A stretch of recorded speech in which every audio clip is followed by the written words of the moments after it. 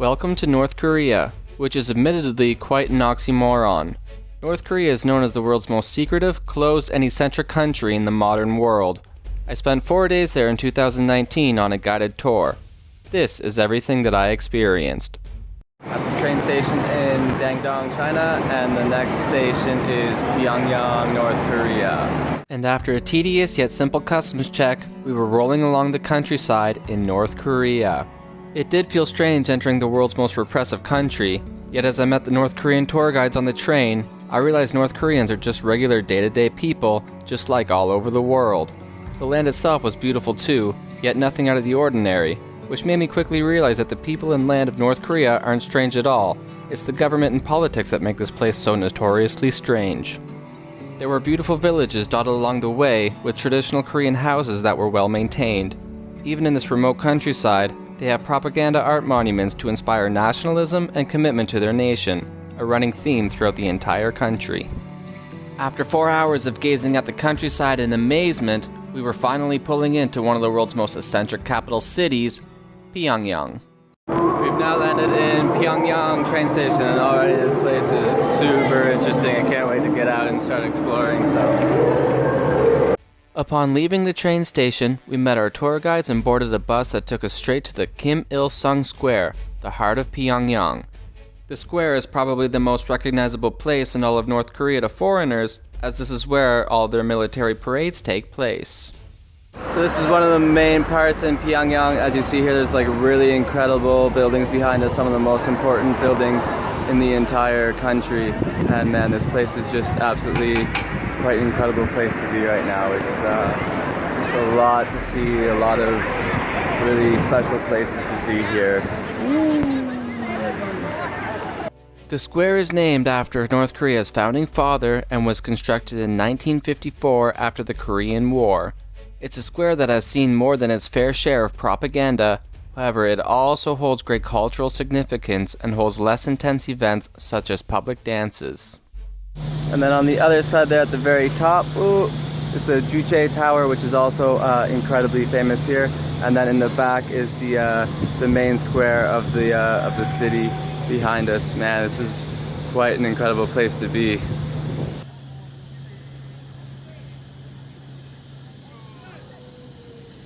After visiting the Kim Il-sung Square, we had dinner and headed back to the hotel. The city was pitch black by this point and the lack of electricity was prevalent, yet they managed to light up this building pretty well for us. This is the last we would see of Pyongyang for today, and we spent the rest of the night hanging out at the hotel. So it's the end of day one with our DPRK tour, and we've had a few beer at this local bar. But we met some locals, and man, we just had like this really amazing, intense, really deep conversation together. And it was just like a really open, say whatever you want type of conversation. And it was just like the most incredible experience. So what a night, what a great experience this was. Can't wait for tomorrow.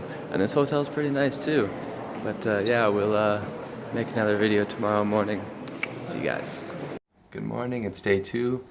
I don't know what our itinerary is yet, but I want to go out to the balcony and see the view from the morning.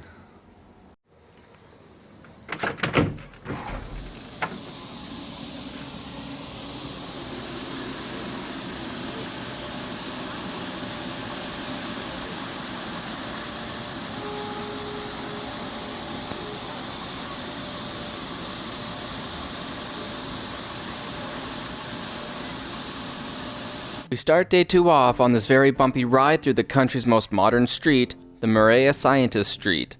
This street has incredible modern architect with North Korean characteristics, including the Kim Il-sung University of Technology. I certainly wasn't expecting to see architect like this in North Korea.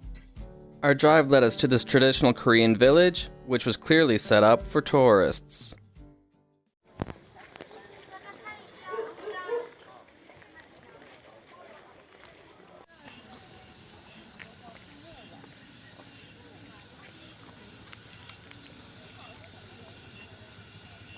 After the village, we boarded the bus again to our next destination. While we were driving, my eyes were glued out the window as I observed as much everyday life as I possibly could. After a short drive, we arrived at the Workers' Party Foundation Monument.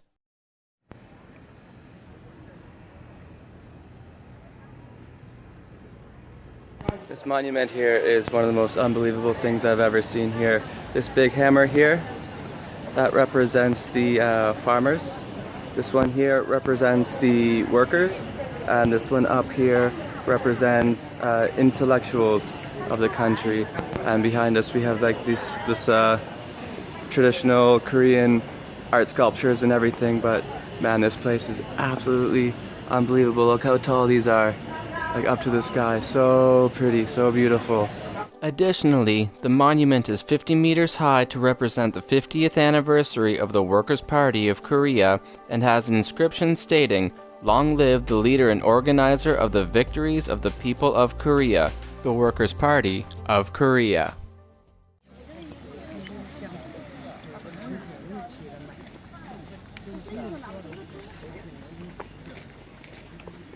After visiting the Workers' Monument, we headed to the Juche Tower. We jumped in an elevator and viewed the city from 170 meters above.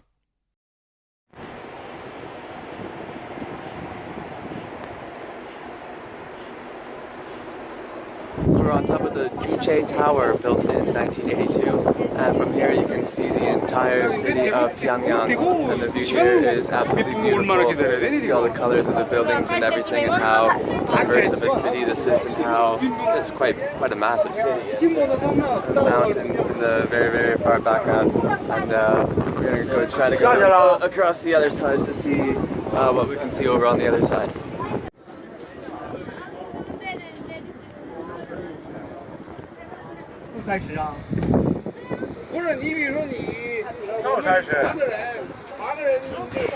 This side's even more amazing because you see a lot of monuments here, and you can see a really amazing hotel in the back that's not quite coming out on the camera, but the buildings and everything are also a lot more colorful over here too, so you get a really amazing view up here.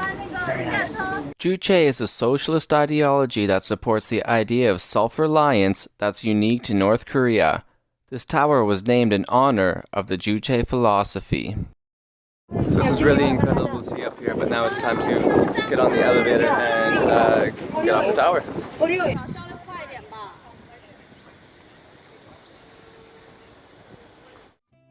It was time to board the bus yet again. I took these opportunities to observe the people in the city as best as I could.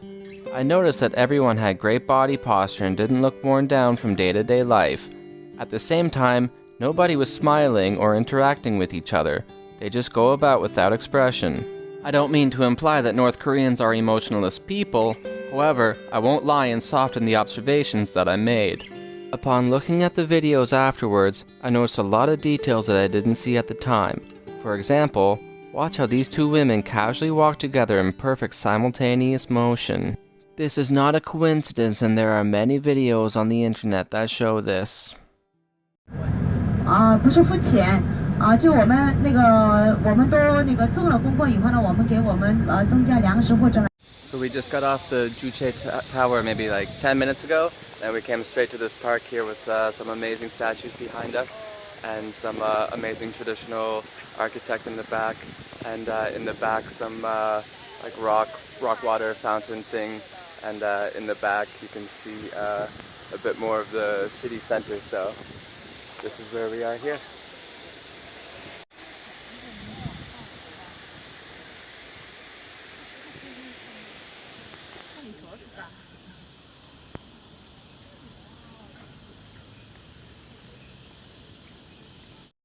Our next stop was one I have been looking forward to the most, the Pyongyang Metro. At 110 meters underground, it's the world's deepest metro. This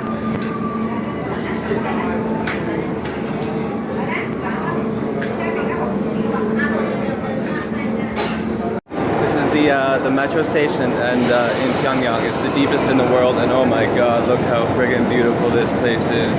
Unbelievable.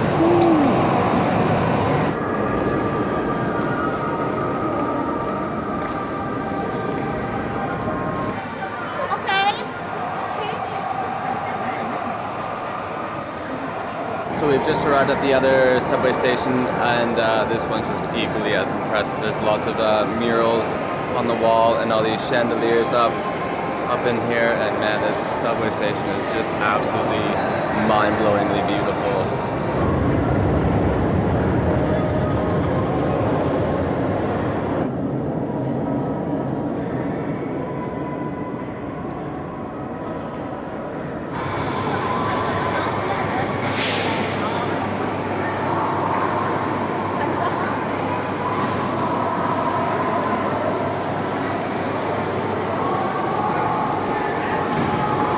After the metro, we drove to the War Museum. Along the way, we drove past the infamous Pyongyang Hotel, where foreigners are still not allowed to enter. It stands over 1,000 feet tall, 105 stories high. It has been under construction since 1987, but is still yet complete due to lack of funds.